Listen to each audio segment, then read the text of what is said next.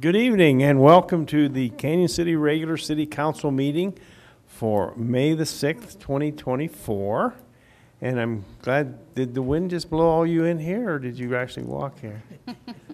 It's a handsome looking group back there. What else am I supposed to say? No, I'm just kidding.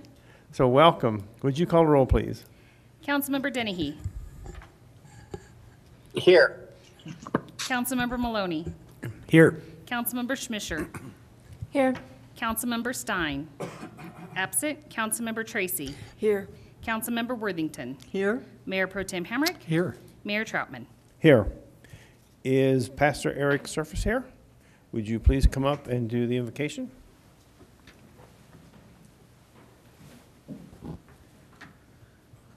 Let us pray.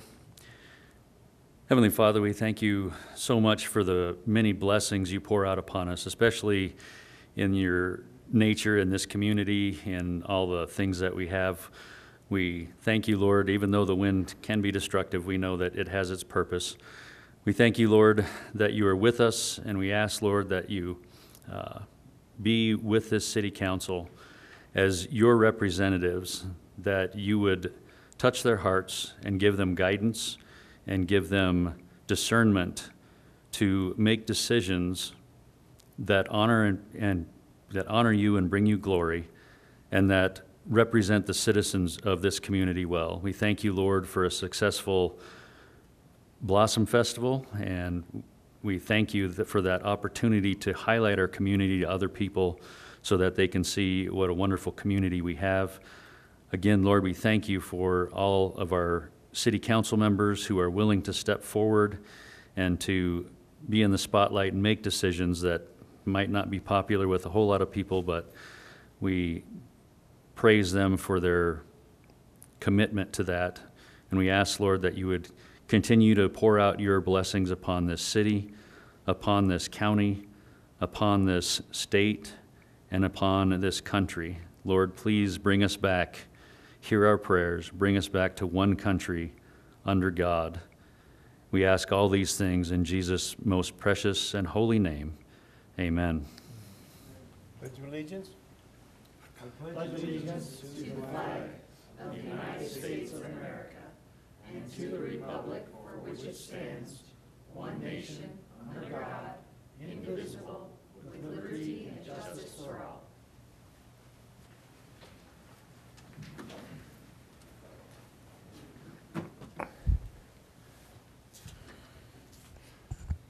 Thank you all.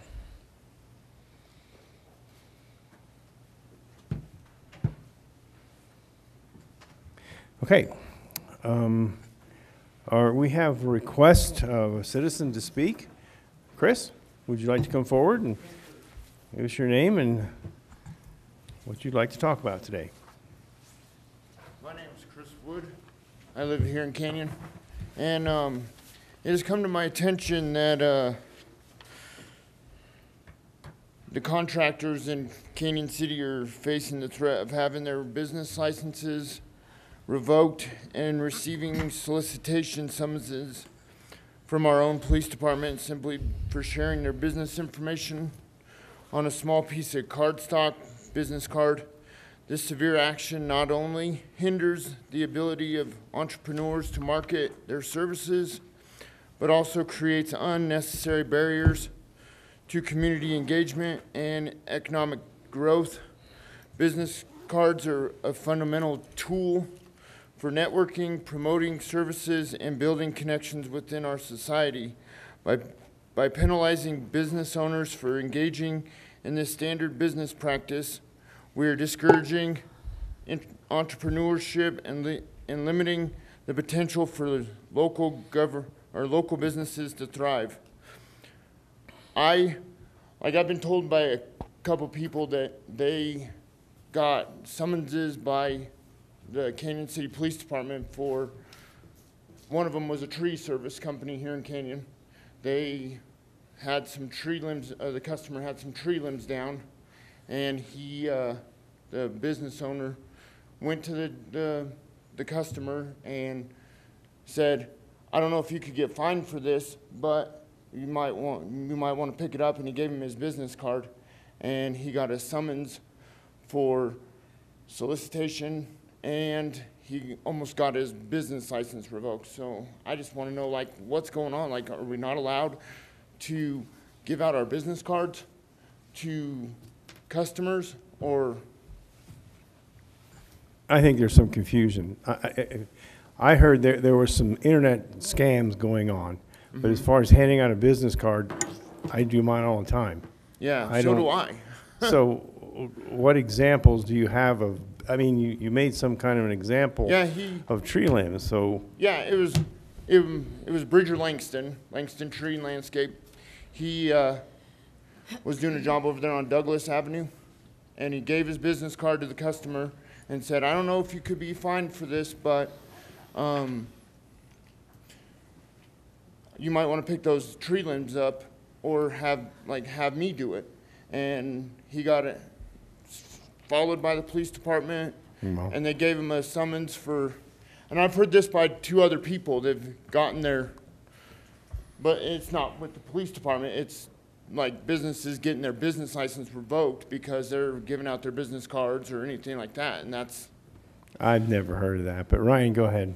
Yeah, I think with Mr. Langston, there's more to that story. Not something I can talk about in a public meeting. I understand. But if you are doing door-to-door solicitation, you do have to have a license for that. Like a peddler's license or something like that? Yes, sir. Okay. And you just go through Cindy Foster Owens, our city clerk. So if you're going door-to-door, you just. I just had, like, Yep. it came, like, I was been told, like, by, like, 3 other people, and, like, I wanted to come and talk to you guys Yep. about it because, like, giving out your business cards, you can, No, it's So- nothing like that. If you're going door to door, the city does want to verify that the people who are going to door to door are safe and that our citizens know that they've been vetted by the city. And that's the only thing that we've got going on there. okay. Well, thanks, guys. Well, thank you, Chris. I just had a question. Did we ever revoke a business license for, Not since I've been here. since she's been here forever? No, I'm just So- kidding. I'm just saying, like, Yeah. you give your business cards out all the time. It's like, Yeah, it's what they call Green River Law. Yeah. And that would be something that you would have to do if you're going to peddle, if you're going to go door to door. And almost every community has that, and that's what they're talking about. I think if that's the case. okay. But that's what would have to be done. And it's very normal. wherever Maybe it you're was a going. misunderstanding, but it kind of got to my head a little bit, and like, Yeah. what, you can't hand out business cards now, or what? So, Yeah, it's a misunderstanding, but it's only part of the story. Yeah. So, but thank you. Thank you. Thank you, Chris. Okay. Would invite any council members for comments or valuable thoughts? Yes. Who was that? John, go right ahead. Thank you, Mr. Mayor. We have a general government meeting here this Wednesday at 6, where we're going to be talking about Child Advocacy Center issues, and that the Child Advocacy Center is quite a asset to our community, and I would encourage people to listen to what they have to say. Also, since the first of the month fell on a Wednesday, I begged off of the KRLN interviews and rescheduled for this Thursday at 9:30 in the morning. So I'm looking for volunteers to perhaps come and sit with me. I do plan to be there, and if anybody wants to show up, that would be really great. Thank you. Thank you, John. Kathy.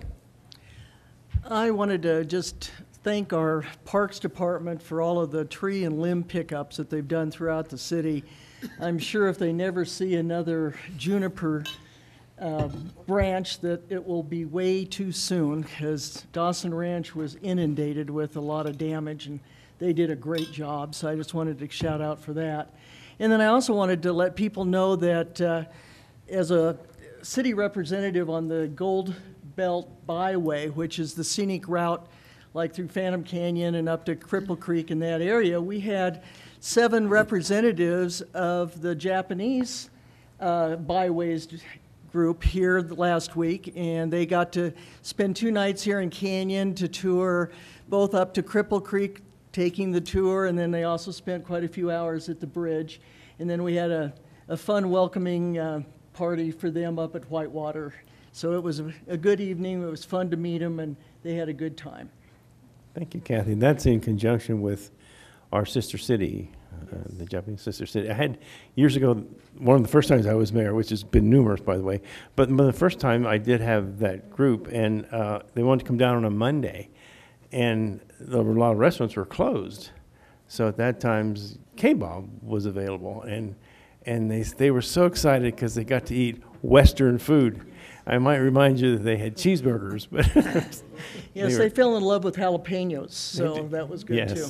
Yes, that's exciting. Okay, Amy. Thank you, Mayor Trutman. I just wanted to give a shout out to all of the Blossom Board and Blossom volunteers that worked tirelessly to put on an absolutely fantastic weekend for us all.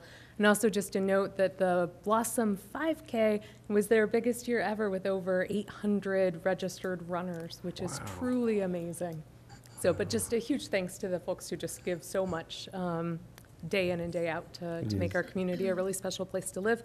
My one other announcement is, as the City Council liaison to the Historic Preservation Commission, I wanted to note that we have the chair, Chris Jenkins, here this evening to talk a little bit about the Historic Preservation's thoughts on New Method Laundry, which I think is up for discussion 11C tonight. Thanks. Okay, thank you, Amy. Emily.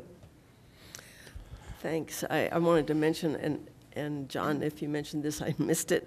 We do have a City Energy Advisory Committee meeting next Monday, the 13th at 10 a.m. here in the back of this room. We're going to have Black Hills Energy provide us information from the electric company's point of view on the mid-March storm and the power outages at that time. And then they'll also be discussing the clean energy plan that Black Hills has developed. Thank you, Emily. That's at 10 o'clock. Yep. Okay, here. Well, the next thing on the agenda was to introduce the past court for the Blossom Festival, and they're not here. I don't blame them. They probably are just tired of it.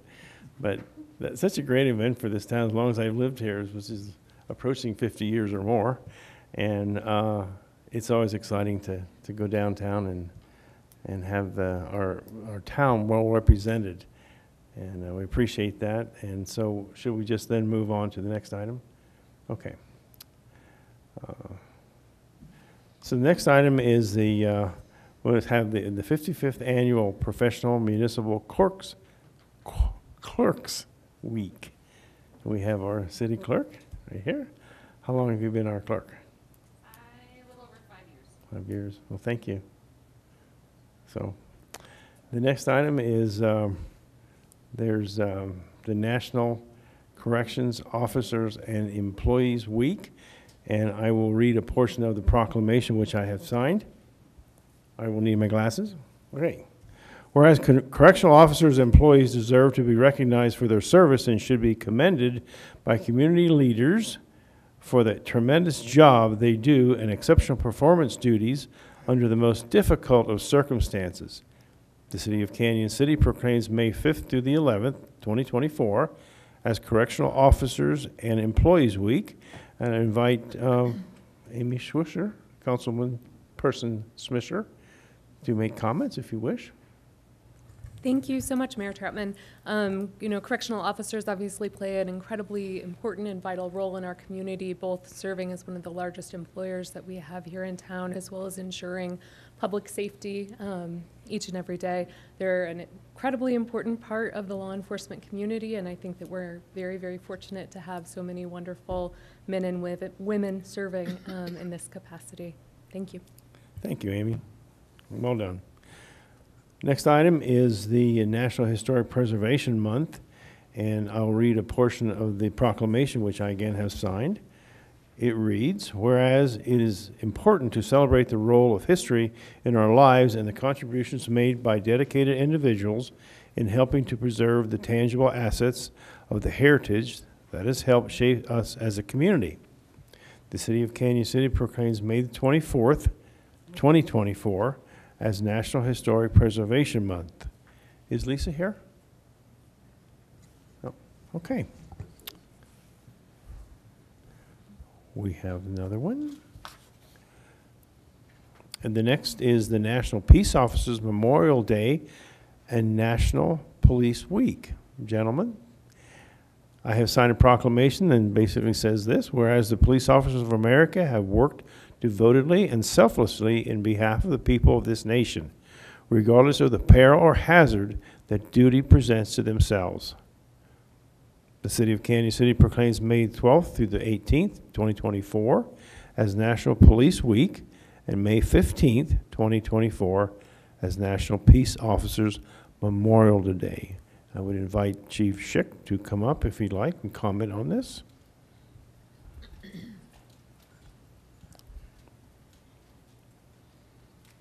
Well, thank you, Mr. Mayor, members of council. Appreciate you recognizing our law enforcement personnel around the city and the county and all across Colorado and America. That's a pretty important week for us, National Police Week, where we honor the sacrifices made by our brothers and sisters in blue across the United States. This year, unfortunately, regrettably, every year we lose a substantial footprint in our industry. This year, no different. We're at about, or last year was no different, about 137 deaths in our industry last year. Considerably lower than the previous year, but most of those, the difference in those numbers were COVID deaths and 911 related illnesses. But we still are up a marginal percentage rate of, in terms of automobile accidents and death by gunfire. So it's a pretty important time for us. Next week we'll come together, we'll shroud our badges and honor all those folks that have made the ultimate sacrifice. And next week we'll also be streamlining the national candlelight visual in D.C. as they read the names off. So it's an important time for us. Thank you, Chief. We appreciate all you men and women that take care of us, and you do an excellent job, and we're very proud of you. So would we take a picture? Let's do that. Would you mind coming up with us? No? Us? Sure. Yes.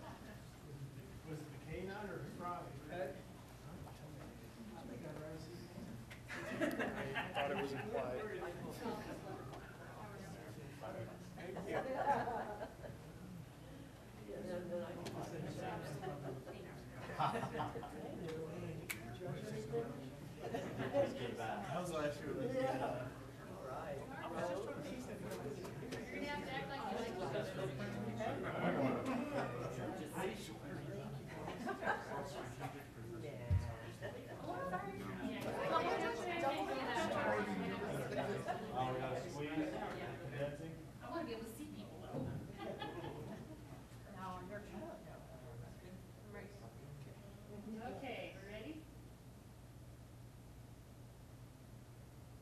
Thank you.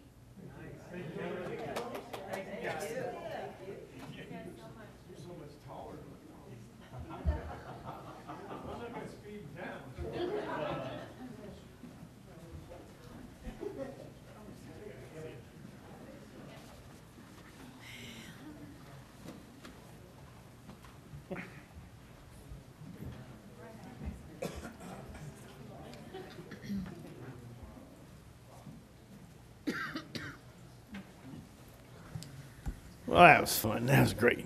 Okay. The next is a proclamation for Public Service Recognition Week, which will be May the 5th through the 11th, 2024. And in part, the proclamation will say, whereas Americans are served every single day by public servants at the federal, state, county, and city levels, these unsung heroes do the work that keeps our nation working. The City of Canyon City proclaims May 5th through the 11th, 2024 as Public Service Recognition Week. Is Butch here? I will cover it, sir. Our city administrator will cover this. Thank you very much, Mayor and Council.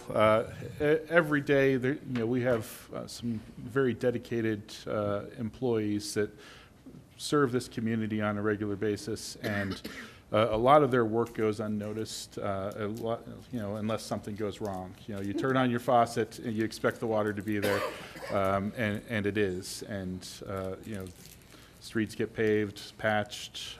We have so much work that happens behind the scenes, and most people don't recognize that there's somebody that's doing that job. And really appreciate all the work that our employees do. But it goes from administration, building department, economic development, finance, human resources, IT, library and museum, municipal courts, planning and zoning, our police, our great police force, and all of our public works departments. So just want to say thank you to all those that work within the city, and then our other special districts as well, the fire department and sanitation and the Parks and Rec district. Thank you, Ryan. We really appreciate that. And of course, appreciate all the employees that work diligently and take care of our wonderful town and keep us safe and keep our limbs picked up and things of that nature. So, thank you. Okay. The consent agenda, I'd ask the city administrator to review the consent agenda and this consent agenda. Thank you, Mr. Mayor, members of council. Item 8A is to approve the minutes for regular city council meeting April 15th, the vision committee meeting on April 17th, and the special meeting April 4th, which was the DCI annual event, April 8th, which was the city-county meeting, and April 11th, which was coffee with the mayor. Staff would ask that 8B be removed from the agenda. We're evaluating that equipment and maybe swapping that out with some other equipment that we have that we will later declare surplus. 8C authorizes bicycle disposition. 8D authorizes the investigation software renewal. 8E authorizes asset management software renewal. 8F authorizes the signing of an intergovernmental agreement with the Colorado Judicial Department. 8G is to receive and file cash disbursements and P-card disbursements. And on the regular agenda, staff would ask that we remove item 11D, the Black Hills purchase and sale agreement. We are still working on the legal side of that with Black Hills to make sure that we have a contract and legal description that we're all comfortable with, so that will come at a later date. Okay. So the addition or the corrections or with this motion that we're going to ask for, we'll go with that motion unless there's discussion. Yeah. Yes, sir. Okay. Emily? Thanks. My only question is in regard to 8C, and I know we've talked about this before, but it's just always kind of concerning to see so many bicycles that don't get claimed. And I know we've done some things within the city to get the word out a little bit better about bicycles that get picked up and are held for a while, hoping that the owners will reclaim them. But if you look at the list, this time or any time in the past, it's a significant number of bicycles. And some of them sound like decent bicycles that someone would like to have back, you would think. And I didn't know if anyone has any creative ideas about what more we could be doing to get the word out about these bicycles that end up being impounded by the police department. And maybe it's just nothing more that we can do other than to continue to remind the public that if you lose a bike or you're missing a bike or it disappears, to check with law enforcement. I don't know. I'm hoping someone else has a better idea. And to kind of go along with that, we would really encourage people when they do have a bike to make sure it gets registered with the police department as well. That really helps the department reunite owners with their bicycles when we do come into their possession. Chief Schick, would you like to comment on that anymore? I appreciate the councilwoman's concerns, and I can assure you, since I believe it was towards the end of the year, the last time we came up with a substantial list, and our evidence technician, Ms. Neese, is recycled a number of bicycles. I think we're in excess of 30 bikes that she's recycled into the community. I can tell you, walking past those bikes every day, the majority of those bikes that are on the list currently are not in the best of shape. I know just looking at a list, it sounds like their bicycle's in pretty fair shape. Most of those bikes would need a considerable amount of work. So I give a lot of props to Elizabeth and Commander Leonard. We have talked about expanding our efforts to announce those bikes in terms of being available. And I'm pretty sure just recently on the bikes that are listed, they again promoted that on social media to see if we could get rid of them, recycle them. Thanks. Yeah, we certainly appreciate the efforts already being made with the police department. I'm just wishing the public could make a little bit Well, of and effort part too. of those PSAs moving forward, as Mr. Stevens indicated, we're going to try and promote the bike licenses a little more because that's the best way for us to get those bikes back Right. to folks. Yeah, good point. Thanks. Thank you, Chief. John? On this same subject, I just wanted to say that I've seen other communities where the police department had a small Dremel tool where they could engrave, at that time in our country, Social Security numbers, which is not a good idea anymore, but phone numbers, and if something like that was available to engrave a phone number. But with the police department's licensing program, it's probably much easier to just go ahead and get it licensed. But I have seen public service programs like that where some identifying information could be engraved on the bike. Amy? Also on the same subject, Chief, I'm curious, how many, and sorry to put you on the spot, but do you happen to know offhand roughly how many bike licenses do we actually have in a given year? Like, is it? I do not. Okay. I wish I did. Sure. Seems like a logical question. I probably should have checked, but No, not at all. I didn't check into that. Not at all. It does seem like it's something that might be worthwhile. I can tell of you more that promotion. the number's not nearly as high as we'd like. Sure. I also know a lot of folks who have higher end bikes stolen, like they're spray painted almost immediately and kind of broken apart for their parts, and then when those lists come out, you can no longer identify if it's your bike or not because the ma'am. components are no longer what they once were. Thank you. Okay. Thank you all. Any other comments or from council? Then I ask for John, go right I ahead. guess I do have a question on our Cartograph software. Cartograph is now as I understand it, the primary function that we're using it for is asset identification. Is that correct? Asset management, yes, sir. Asset management. I understood when we first heard about Cartograph that one of the virtues of the program is that it also could track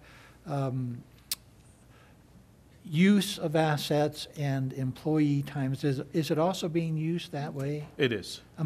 Yes, Thank sir. You typically see it, year-end reports when we're, accounting for how much time, for instance, the streets department spent on a project like Blossom Festival. Right. We account for all that time within the asset management tracking system, so we can account for how much the city is giving for an event like that. Great. It's nice to hear that the software appears to be functioning as advertised and is as being very useful to the city. It is, and in the administrator report, I'm going to talk about employee retiring. We have a lot of long tenured employees, and trying to get information out of their heads into an asset management system is a key part to succession planning. And we have employees, such great employees that know what's under just about every rock in town, and which valves do what and all those types of things, and being able to get that information into a system like an asset management tracking system is critical for our success. Thank you. Thank you, John. Thank you, Ryan. Amy, Thank you, Mayor Troutman. If there is no further discussion, I'd like to make a motion. please do. I'd like to move that we approve the consent agenda removing 8B and that we approve the agenda removing 11D. Second. Was that a tie? Kathy? Okay, I second that motion. Kathy will second the motion. Any discussions on that motion? Anyone? Okay, would you call the roll, please? Councilmember Dennehy? Aye. Maloney? Aye. Schmisher? Aye. Stein? Aye. Tracy? Aye. Worthington? Aye. Mayor Pro Tem Hamrick? Aye. Well, thank you all. Great discussion. Thank you, Chief, again. I would invite the city administrator to his report.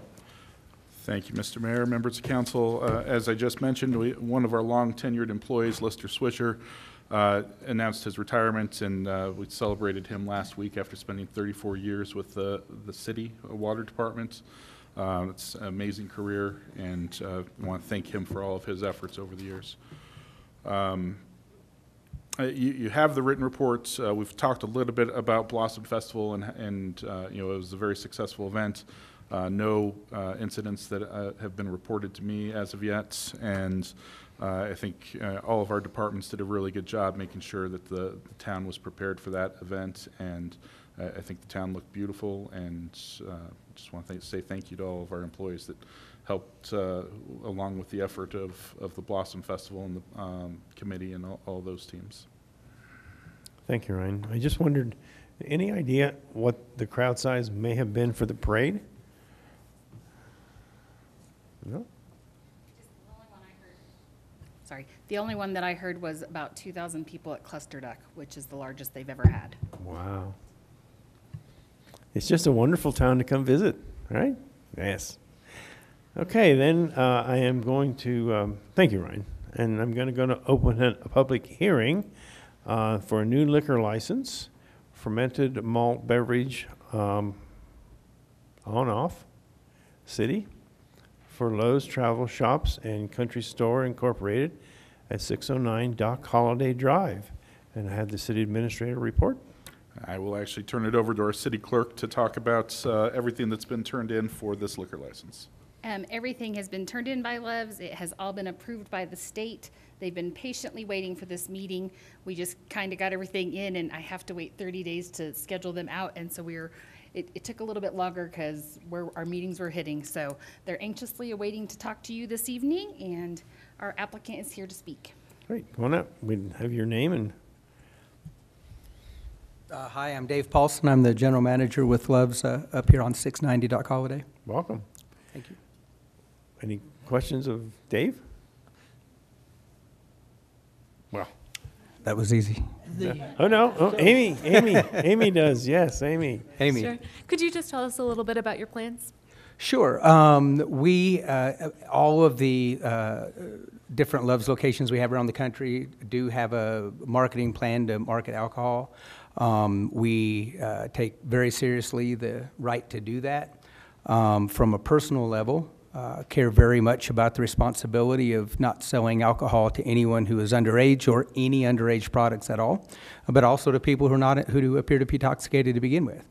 I wouldn't like to walk away from having something bad happen because of that. But from a corporate standpoint, our training practices begin on day one for all of our newest team members, and we provide concurrent training, both practical on a very regular basis and through our learning management system. Quarterly, we go through repetitive training on the importance of selling age-restricted products to people only 21 years of age or older. Every individual who attempts to purchase any alcohol is ID'd. We check the ID on the front, make sure it matches the picture, and scan the ID on the back to ensure that that really is their ID, then that it's a valid one. And it doesn't matter if someone appears to be 21, 37, or my age, they all get ID'd. Thank you. John? Thank you. Oh, I'm Go sorry. ahead. Sorry. Thank you. Could you welcome. also speak a little bit about how, is this restricted just to the Love store, or given the RV park plans as well, how those two interplay, if at all? Yeah, only sold in the store. No alcohol obviously in the RVs, and no alcohol in the RV park that we'll sell. Okay, thank you. No alcohol is to be displayed in the RV park at all, whether we sold it or not. Meaning no open container? No open drinking. containers in the RV park, yeah. Okay, thank you. Thank you, Amy. John? Thank you. must say, how many stores or locations does Love have? Approximately 675. 675. As part of the application, I just wanted to mention this because the application, because of sensitive personal information, has been deemed confidential, Okay. which is fine. But in that application was a recitation of violations or occurrences where a Love's employee had inadvertently sold alcohol and to someone perhaps, and the result of that infraction. And it was really an impressive list, given that there are 675 stores with probably thousands of employees. And many that sell alcohol, that there were so few infractions. And I would like to compliment Love's management on running looks like a fairly tight ship there. So that's, thank you. Thank you, John. Okay, any other questions from council? Then I'm going to close the hearing. And I'll call for a motion and a second. Did somebody else want to talk? Did I miss something? I'm new at this. No. So, ask for a motion and a second. John. So, Mr. Mayor, I move that we approve the application for fermented malt beverage on and off-site, I believe is what that refers to, if that's correct, for Love's Travel Stops and Country Stores at 609 Dock Holiday Drive. I'll second. Second, Jerry. Any comments, any questions, any discussion on that motion? Or hearing none, would you call the roll, please? Councilmember Dennehy? Aye. Maloney? Aye. Schmisher? Aye. Stein? Aye. Tracy? Aye. Worthington? Aye. Mayor Pro Tem Hamrick? Aye. Thank you. Thank you. You're a great addition to our town. Thank you. We're glad to be here. It's been a great experience opening this location. Well, welcome again. Thank you. Thank you. All right. Introduction. The next one would be a resolution adoption introduction. Introduction and adoption by title only of Resolution 8, Series 2024, entitled "A Resolution of the City of Canyon City, Colorado, approving the city's master fee schedule." And I would invite the administrator to discuss that. Thank you, Mr. Mayor, members of council. Our city clerk has been going through and doing a commendable job bringing together all of the fees across all of the various parts of the code into one master fee schedule. And nothing that we are presenting tonight is actually changing the fees themselves. This is simply organizing our fees into one schedule, with the exception of water department. Is that correct? And we would ask, staff would ask that council consider this and approve on the single reading. So you're making up a sheet that could be handed out to people or would be on the internet so they could look at that? It's, yes, both for ease of use for customer service purposes, but also for when staff needs to bring something before city council to update fees, it can all be done in one document in one place. Okay. In the past, we had it in our ordinances, and in the last few years, we've been trying to get them out of our ordinances into resolutions, but instead of having 50 resolutions with different fees in them, we are trying to make it as streamlined as possible, because when we're trying to find fees sometimes in the resolutions, it's cumbersome, to say the least. So this will be one place for all of our fees, and when we update it, we'll get to a point where we're hopefully just update every year, hopefully in the summertime, because January is busy enough, and we can do any updates we need to do as one document versus 50 different ones. Okay. Well, That's my goal anyway. well, that makes sense. Okay, John.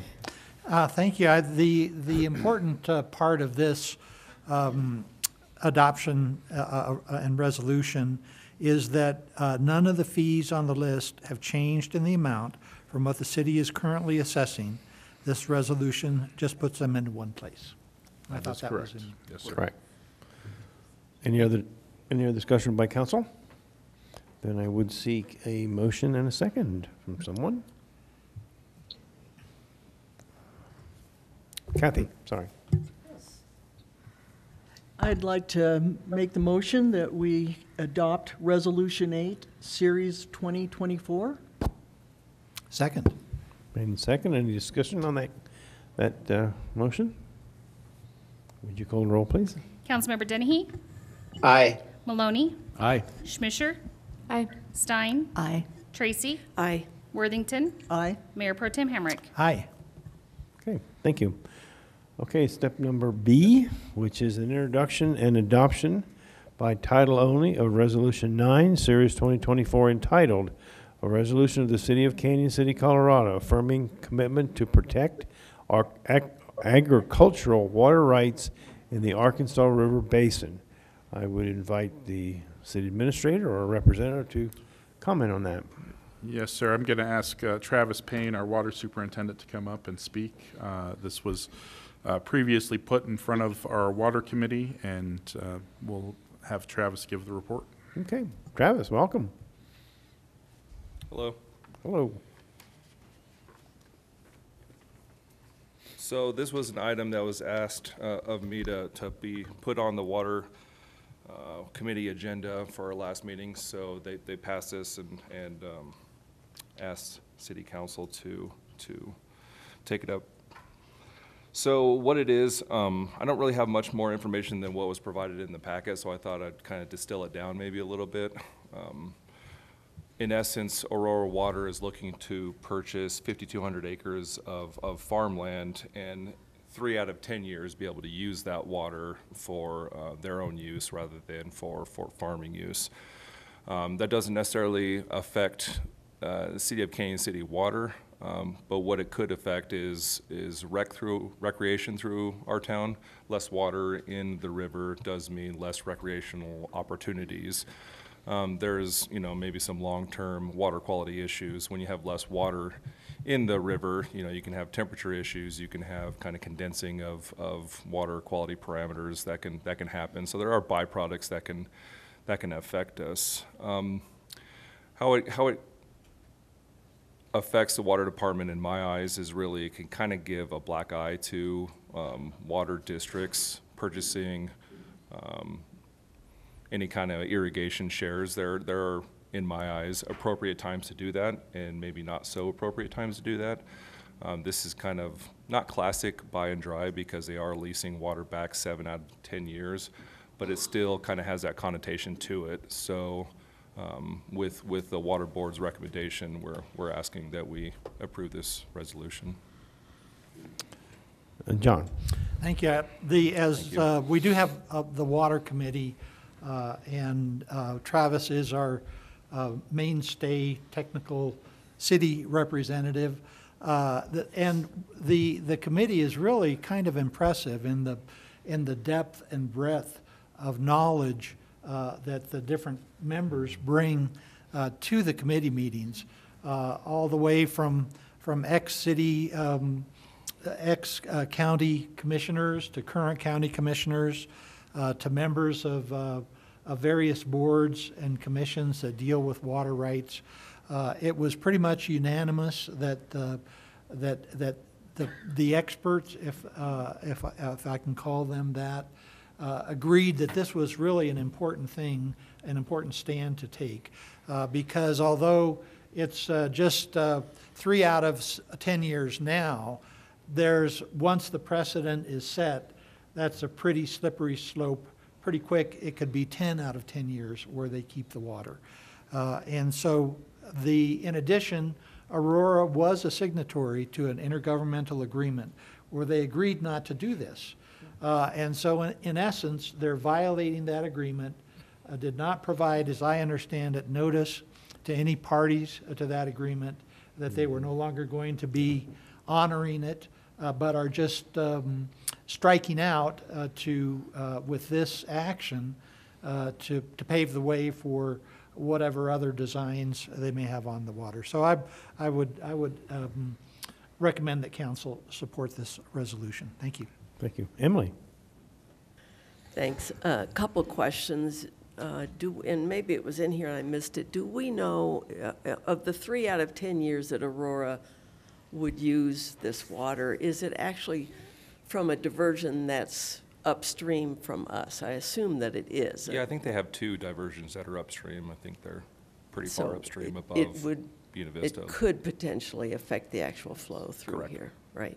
And my other question is, do we know, did water attorneys for Southeastern or for Upper Arkansas Water Conservancy District weigh in on this at all, or? Yeah, they're both currently adopting their own resolutions in Right. opposition. And so those districts, were they consulting with their own water attorneys Yes. about what this was going to mean for them? Yes. Thank you. Thank you, Emily. Ryan? Thank you, Mr. Mayor. I was going to say a lot of what Mayor Pro Tem Hamrick said.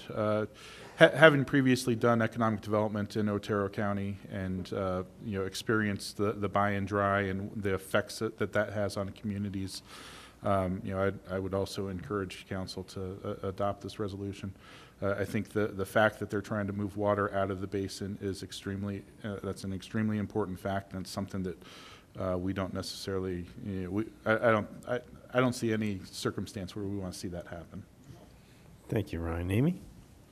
Thank you, Mayor Pro Tem. I'm wondering if there's anything else that we should be doing in addition to this resolution to ensure that that both the city of Aurora and the courts are aware of our stance on it. Are we planning to send this resolution anywhere? Are we planning to do an accompanying letter? What else could be done? Thanks. So I don't have a great answer for that. I was hoping, or maybe that's an email I could send to the attorneys. I don't know if there is, not to put you on the spot, whether there's immediate action that could be taken, or whether that's something that be sussed out later. I know that just having our support behind Southeastern, I mean, they're going to be leading the fight. It was their IGA, among others, that they deemed was broken. Having their support, or having our support behind them, is going to be huge. But I don't know of any other actual actions to be taken. Andrea? Oh, sorry. Yes, ma'am. Turn on my blue light. So I do believe either Corey or Ryan, or the 2 of them together, will be talking to the city's water attorney, Ryan Crassa, I believe is his name, to see what other steps need to be taken, who needs to be notified, how to notify the courts properly. So that's a kind of niche question for the water attorney. Great, thank you. So glad to hear that those conversations are forthcoming. Andrea? I can tell you all of the ditch boards in our area are sending letters and working through their attorneys, that the ones who have them. And in case some of you didn't know this, Aurora has already dried Crowley County. They've totally dried it for farming purposes.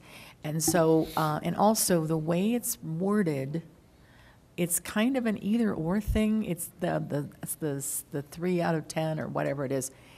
They could do more if there was no, they could push that if they wanted to. There's nothing to stop them.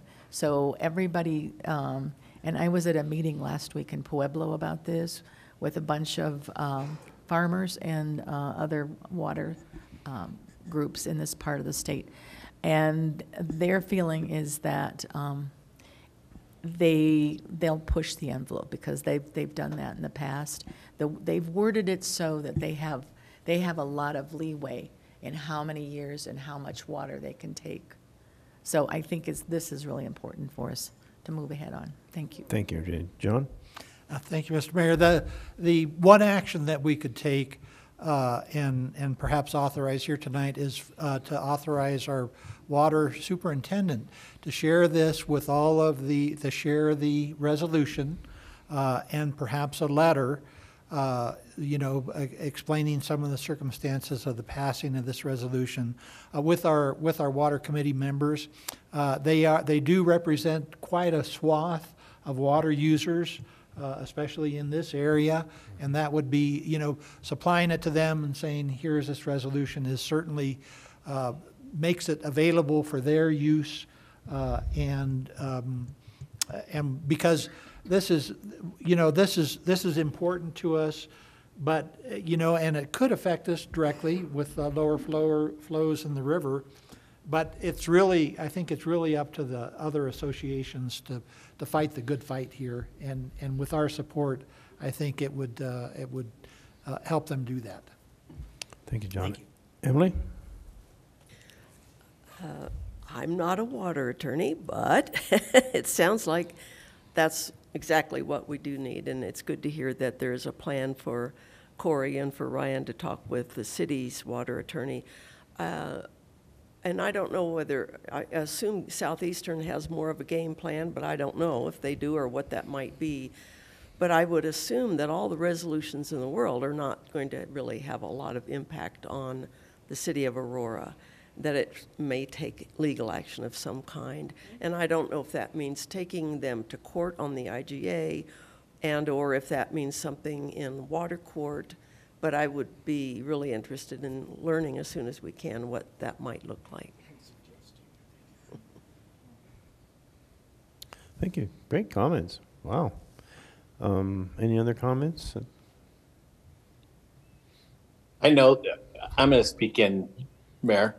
Yes, ma'am. Sir. I have a few friends who are farmers down in the Rocky Ford area that I talk to quite a bit, not so much on water, but I did talk to them about this. And I know that that is a very concerted effort down there to try to put a stop to this after what had happened over in Crowley.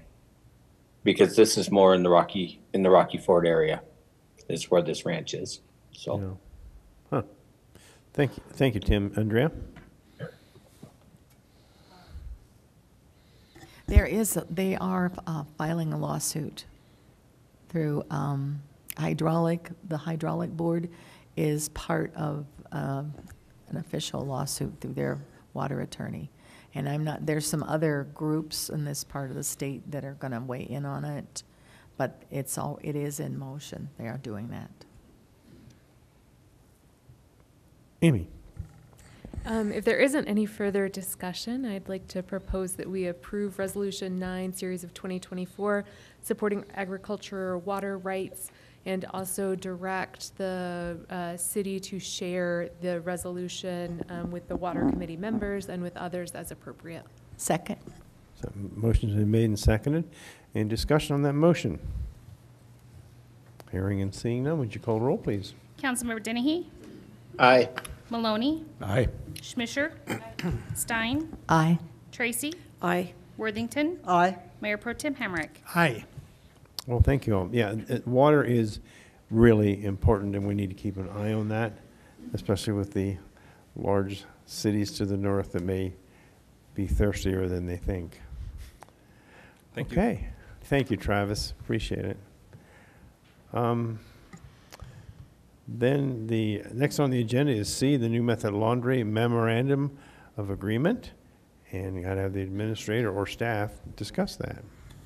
Yes, sir. Thank you, Mr. Mayor, Council. I'm going to ask Rick Harmon, our Economic Development Manager, to come up. As you know, we've been working very hard on New Method Laundry, and one of the provisions that came out of the use of our brownfield funds is that there does have to be clearance. The EPA has to have clearance from the Historic Preservation Office, and we're accomplishing that through this memorandum of agreements. And I will let Rick talk about some of those details. Yeah, this really was triggered when the EPA agreed to do the demolition as investigative derived waste. It was determined throughout the planning process that we couldn't assess the source contamination without taking the building down. It was just too dangerous to do that. And once the EPA said, yes, let's do this, and it was their suggestion to do it, it triggered Section 106 of the National Historic Preservation Act, which requires that any activity that involves federal funding needs to evaluate the impact on other federal funding, in this case, in particular, National Historic Preservation. So we had some some discussions back and forth between us and the EPA. Ryan and I had a meeting with the director of the EPA, or excuse me, SHPO, State Historic Preservation Office. State Historic Preservation Office manages it for the on the national level. So basically, what did that mean? You know, we were a little concerned about how the State Historic Preservation Office would want to be involved with this, but they looked at it specifically in terms of its direct impact on an adjacent building that is the edge of the historic district downtown. The building itself is not on the historic registry, so State Historic Preservation Office didn't consider that to be the concern. It was, how are you going to treat the exterior wall, the interior wall of the east building that's going to become an exterior wall? How are you going to make sure it's structurally sound so it doesn't come down? And then they also wanted participation from our local Historic Preservation Commission to assist with evaluating the coating or however we treat the exterior wall to make sure it meets historic designation or historic requirements. And then throughout the cleanup process, so this is the MOA is designated as a 15-year agreement in order to give us enough time to clean the site or have it naturally attenuate, because that can take a long time. But the state would like us, as in the Historic Preservation Commission, or excuse me, SHPO office, would like us to market the property as a marketable site that will then be evaluated, the construction of which, or the design of which, would then be evaluated by our Historical Preservation Commission in order to meet the character of our district, our historic district. So that's what we've agreed to. That's how this is laid out in our MOA. When we were evaluating this building anyway to take it down, the first thing we had done was we brought in a structural engineer to look at it and give us a demolition evaluation. So really the first step was to determine how that east wall stays put and doesn't come down when the building comes down. So really there's nothing in here that is contrary to what we anticipated. It's just a little more protection in how we treat the exterior wall and make sure that our Historic Preservation Commission is involved with evaluating what comes in the future. So this is the agreement. It seems to be, by our standards, acceptable. It's almost the last step in getting the building down. We still have to get a couple of drums of tetrachloroethylene out of there. Those are scheduled to come out the week of the 13th. And then we need to get clearance on the asbestos abatement that was done a few weeks ago. So that's where we stand right now, ready to move forward. Thank you, Amy. And I'm sorry, did I cut you off? no, I was just gonna say Chris is here. Yeah, I'll have Chris come Yeah. up then. Go ahead, Amy. That was my segue as well.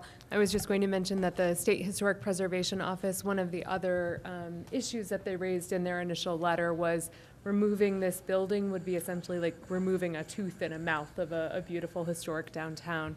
And that's one of the concerns that the Historic Preservation Commission has been looking into as well. So just wanted to flag that Chris was here to share some of those concerns as well. Okay, we'll get to Chris then. John?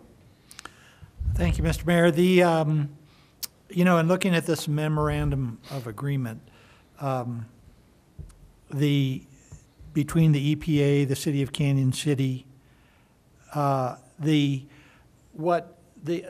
have a concern, and I think that the concern can be addressed by city action.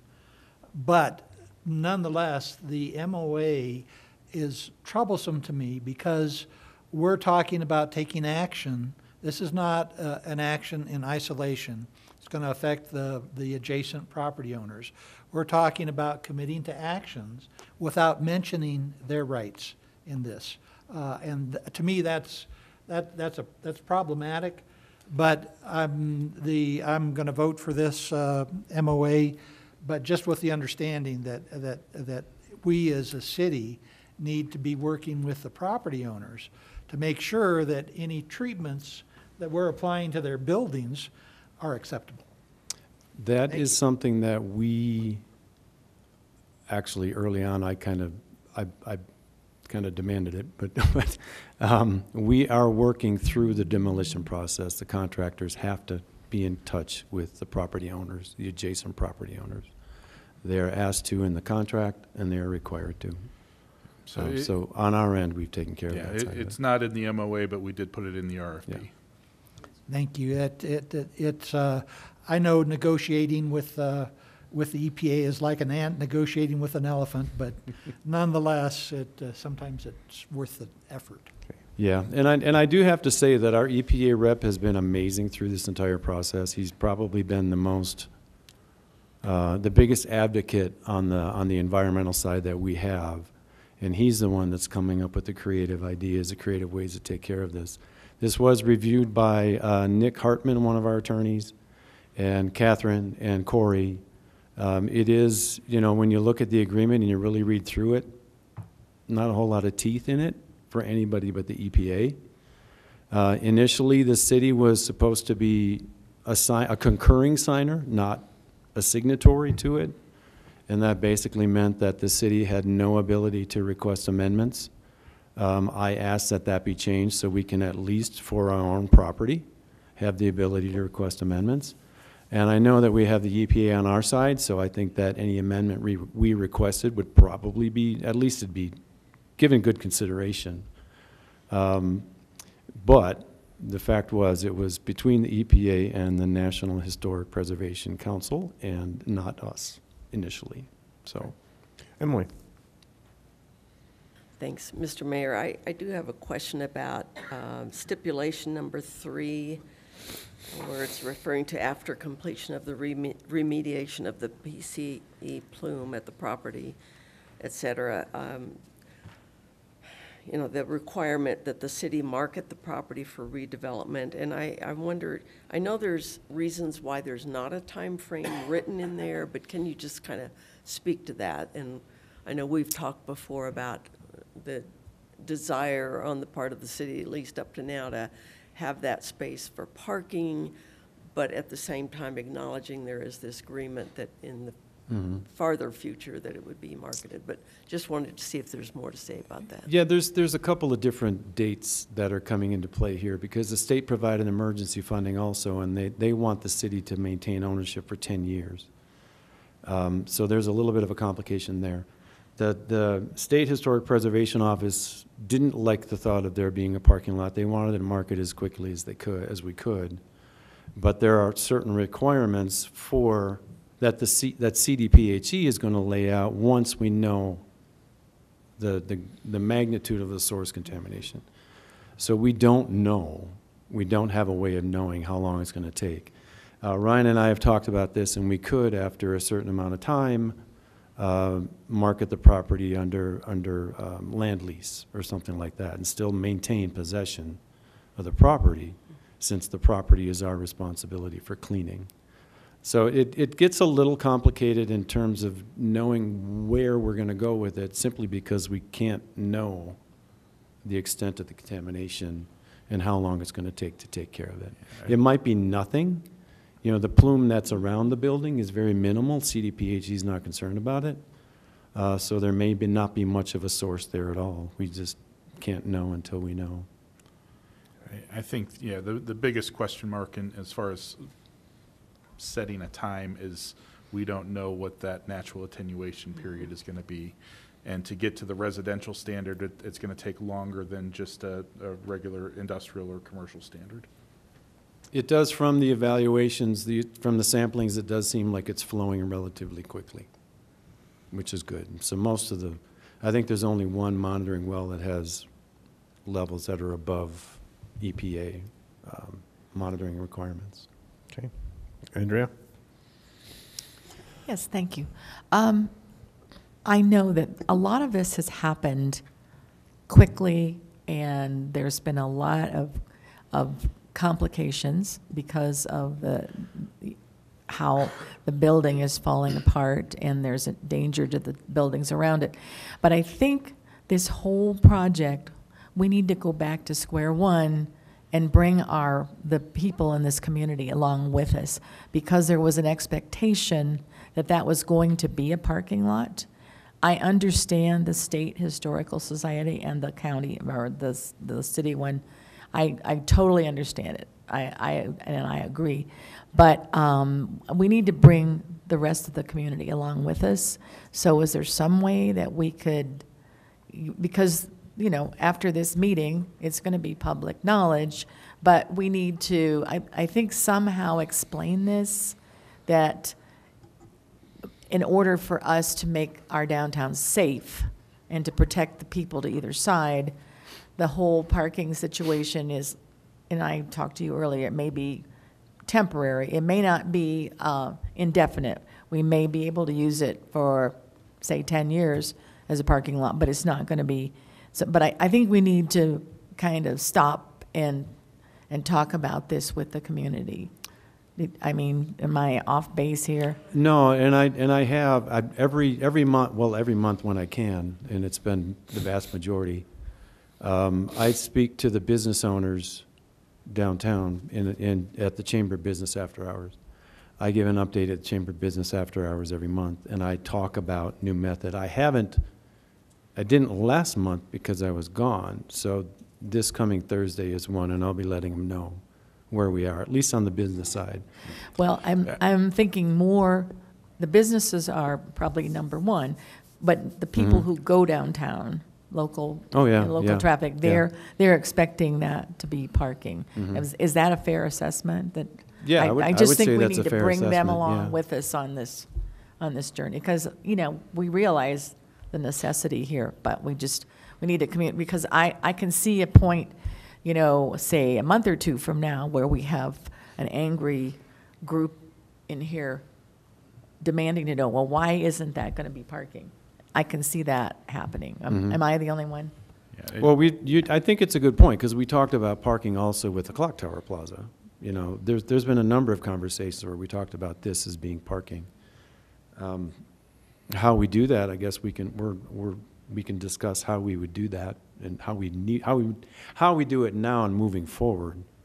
As far as pausing, there's limitations, there's timing that's involved with the assessment money that's coming after demolition that puts us a little bit under the gun to make sure that this project keeps moving forward. But yeah, I'm more than happy to do whatever we can to communicate that. And I have been thinking about having another public forum as well, now that we've pretty much figured out how this is all going to pan out. But you know, we only had 30 people show up for the last one, the first one. Yeah, I think we have a couple of opportunities there.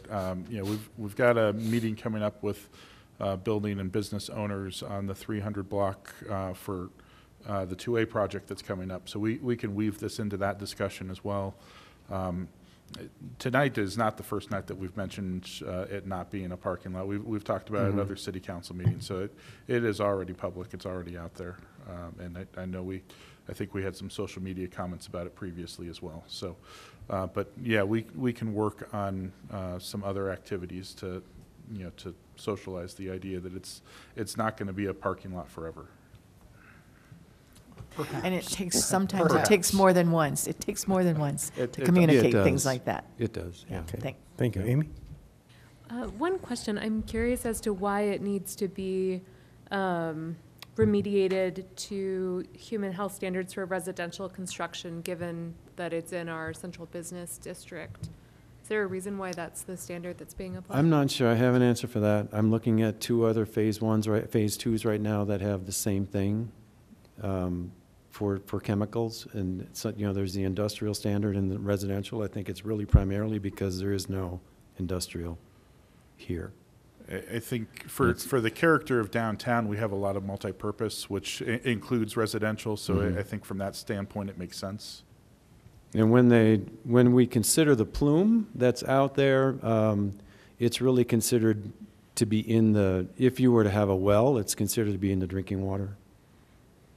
That's why we don't encourage or don't allow wells in the area, because there could be contamination in there. But I think that's why. I don't really have a good answer. And quite honestly, we've been in meetings with EPA and CDPHE, and they couldn't necessarily agree why it was one over the other, so. Okay, thanks. Okay. Thank you, Amy. Chris, we're going to let you stand there for quite a while. By the way.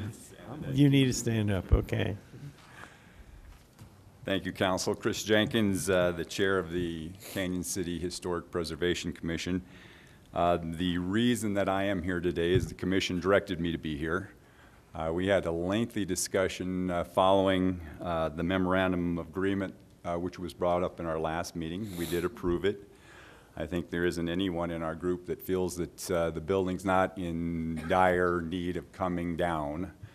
However, we spent probably a good hour discussing the desire to ask the city to consider possibly including in some of their engineering and design of saving the 2 adjacent walls that will need to be saved, and possibly preserving that historic front facade if it's worth saving.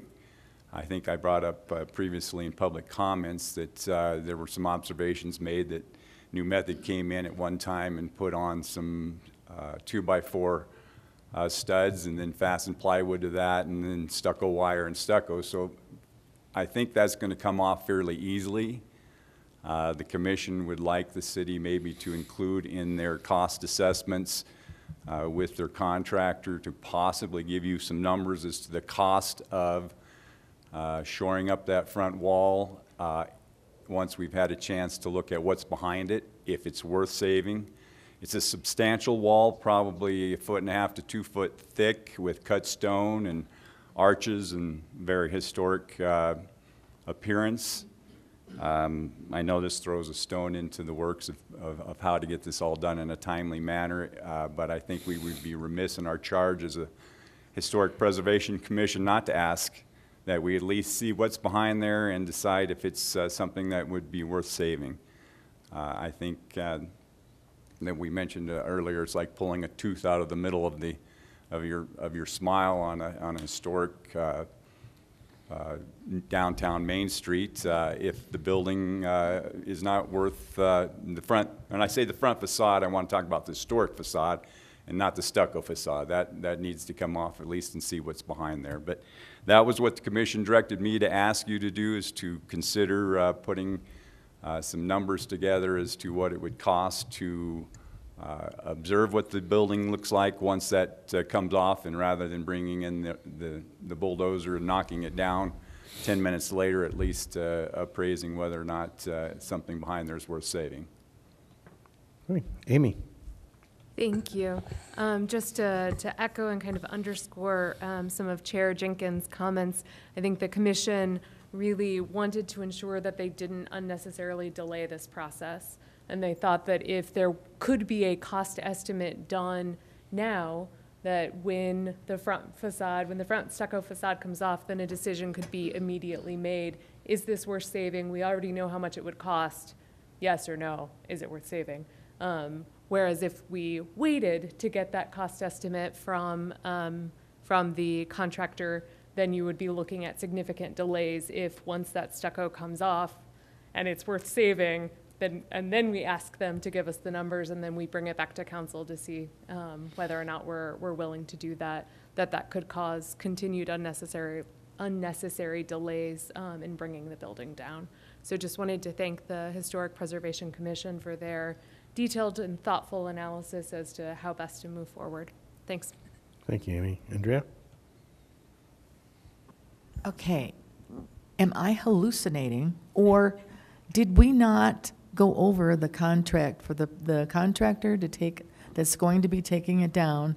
Wasn't that a line item to be able to see what's behind there so they could see it? Yes, to remove the stucco and document what's behind it, that is included. Okay, but preserving the wall is not included in any of our costs. But that is included, that we can see what's behind there? Yes, okay, ma'am. Thank you.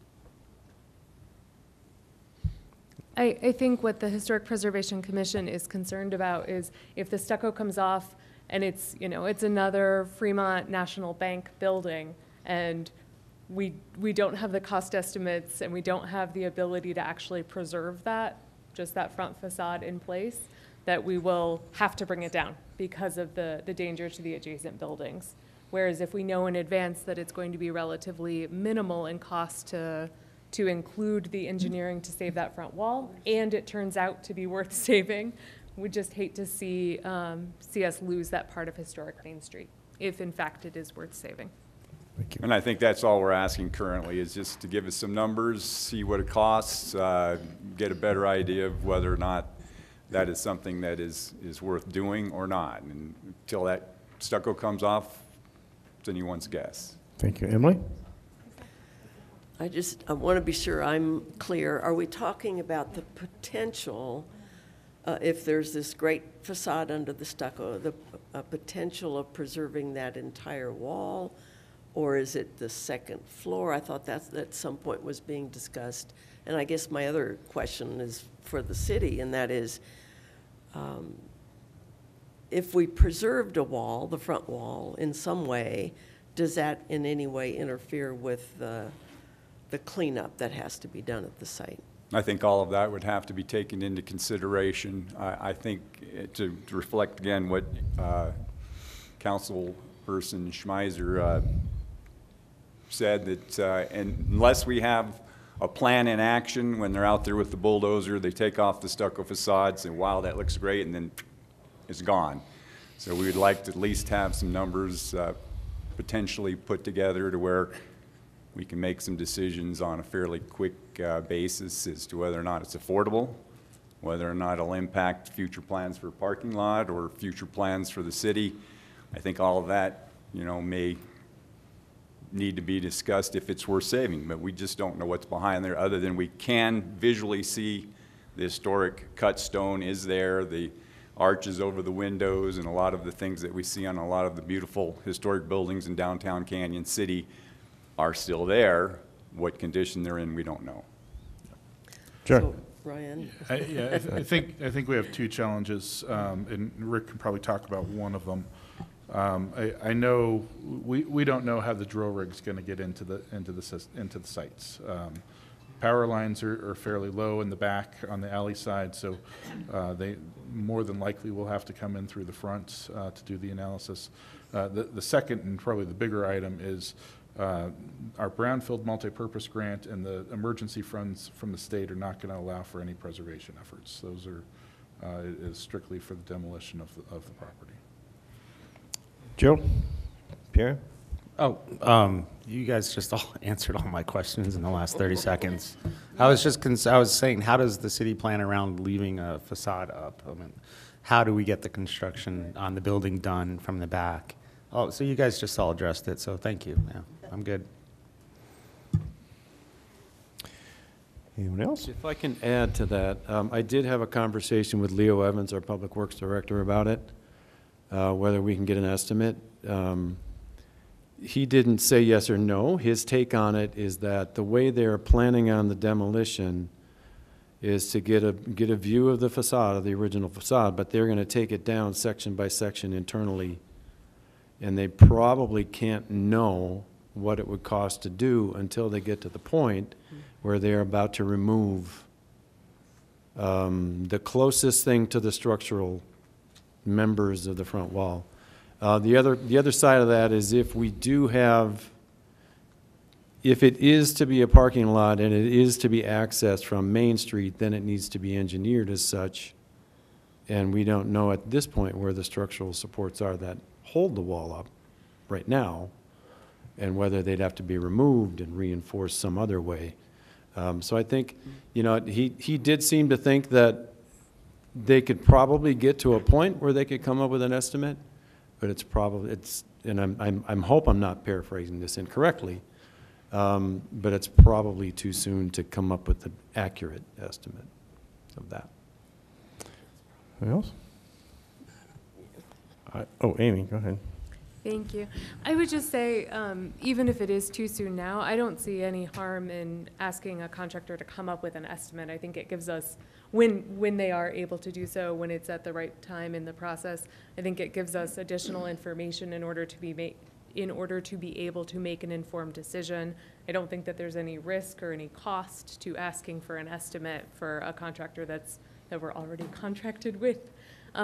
So from my perspective, I support the Historic Preservation Commission's request when it is at an appropriate point in the contract for them to be able to do so, according to our Public Works Director. And again, I really don't see any downside to the request. I don't think that we're agreeing to anything or doing anything other than getting more information.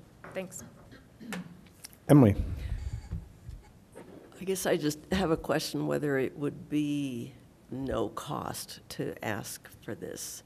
It sounds to me like there would be some effort that would be required to get that estimate. We can see if there will be any engineering cost to get that estimate. John. Thank you, Mr. Mayor. The potential downside is that if you have a contractor on site and all of a sudden they're given a stop work order while there's engineering that goes on and assessments and further studies to determine whether it can be saved, how it can be saved, you're looking at a stop work order while those are done, and that costs money. And so I'm not in any way suggesting that we're looking at a stop work order. All I'm suggesting is that we ask for a cost estimate so that we can understand whether or not those ramifications would actually come into play. Absolutely, if there are implications with regard to stop work or with regard to additional costs, those would need to be factored in. But all I'm saying is asking for a cost estimate and asking whether or not they would be able to do that without a cost. I don't see any downside to that aspect of it. And I'm not disagreeing with that. You just asked what could be the downside. That's the potential downside, is that if you have a contractor on site and there's further studies that have to be done, further information that has to be generated, that's a stop work order for the contractor. Yeah, you're absolutely right. They would absolutely stop in their tracks because we're coming in from the front or are we coming in from the back now? What are we doing? It would take months. It would take months. And to be fair, the commission. But it's all right to ask. And to be fair, the commission did talk about that. You know, they did have concerns about that possibility, but you know, anything is possible. But again, that's information that we would be getting from the company if we asked them for this type of information. And if we did it in advance of the stucco actually coming off, that's how you could potentially prevent some of the delays.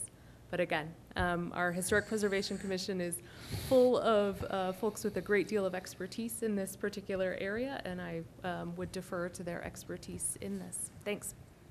And I would suspect, too, that if we asked the contractor, they would probably feel comfortable telling us if they could anticipate any of that timing issue right now or not, you know. So I will obviously leave it up to council what council wants to do. But there was a lot of conversation in that commission meeting about this very topic. Okay. Well, there's no dispute that building has to come down. I'm not interested in those delays. There may be something cute behind the stucco. It has to come down. It'll take care of those walls. That building's coming down. We have a limited time to use that money. And if we're going to delay it because you think there's some historic value there, I'm not in favor of that. That's an unsafe building. No one will dispute that. It needs to come down. We have the money to do it. We're going to do it. Okay. I would ask for a motion then.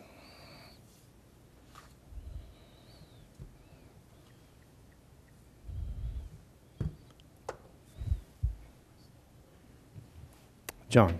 So I move that we approve and authorize the mayor's signature on a memorandum of agreement between EPA, State Historic Preservation Office, and the city for demolition of the new method laundry. Second. Made and seconded. Any discussions on that motion? Hearing and seeing none, would you call the roll, please? Councilmember Dennehy? Aye.